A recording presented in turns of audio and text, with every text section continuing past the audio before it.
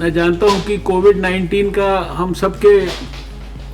Working में बहुत pressure है और उसका दिन रात उसके अंदर हम लोग जुटे हुए हैं, लेकिन इस सब के बावजूद भी ये बहुत इम्पोर्टेंट है। इसलिए ये उस कोविड-19 के प्रेशर में हम कहीं भूल ना जाए या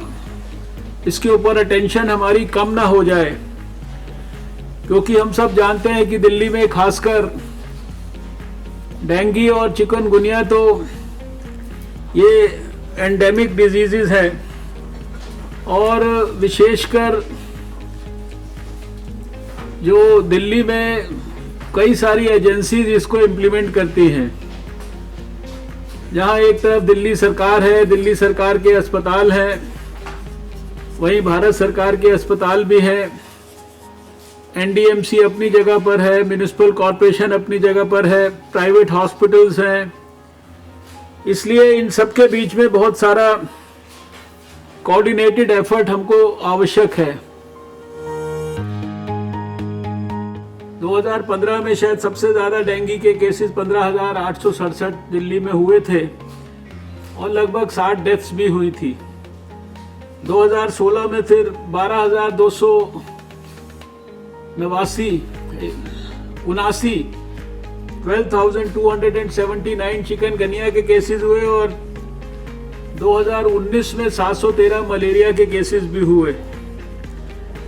इस साल सारे देश में लगभग 9,000 केसेस जो है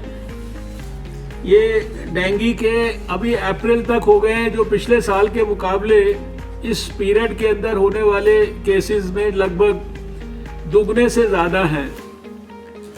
ये अपने आप में महत्वपूर्ण है और इसी प्रकार से चिकनगुनिया और मलेरिया के केसेस भी कई सारे स्टेट्स में पिछले साल के इस पीरियड के मुकाबले ज़्यादा हो रहे हैं। ये कोविड का समय हमारे लिए एक कठिन समय है, जिसमें सारे देश के सभी स्वास्थ्य विभाग के लोग जूझ रहे हैं और पहले भी हमने ये मीटिंग करके ये बार बार इस बात का संज्ञान सबको दिलाया है, दिल्ली में भी और देश में भी,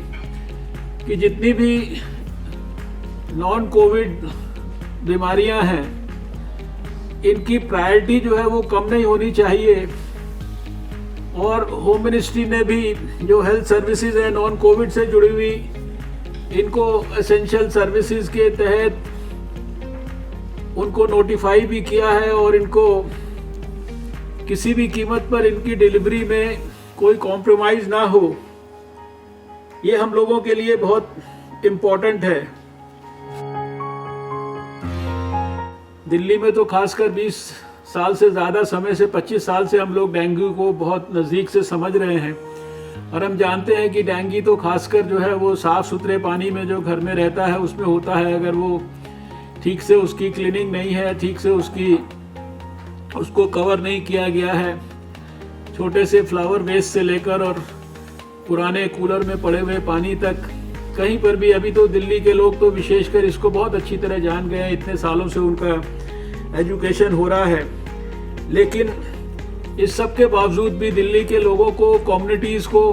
फिर से इसके बारे में जागरूक करना, अवेयर करना और ख़ासकर जो मॉस्किटो बाइट्स अवॉइड करने के लिए जितने पर्सनल प्रोटेक्टिव मेजर्स हैं इनको लेना। हम सब जानते हैं कि अभी तीनों में से किसी भी बीमारी की, जिसकी हम खासकर आज बात कर रहे हैं वेक्टर बॉर्न डिजीजेज में, डेंगू, चिकनगुनिया या मलेरिया, इसकी कोई वैक्सीन नहीं है और इसके कारण जो वेक्टर कंट्रोल मेजर्स हैं ये सबसे इम्पॉर्टेंट है। जो खासकर डोमेस्टिक ब्रीडिंग को चेक करने वाले लोग हैं, अभी ये रिस्ट्रिक्शंस के अंदर जो है उनके लिए भी बहुत सारी कठिनाइयां हैं, लेकिन इस सब के बावजूद भी ये इस समय बहुत इम्पॉर्टेंट है। फॉगिंग के बारे में भी अभी ये जैसा बताया जाएगा कि ग्रीन जोन में तो शायद हम सारे के सारे मेजर्स को अच्छी तरीके से जैसे नॉर्मली लेते हैं वो ले सकते हैं, लेकिन बाकी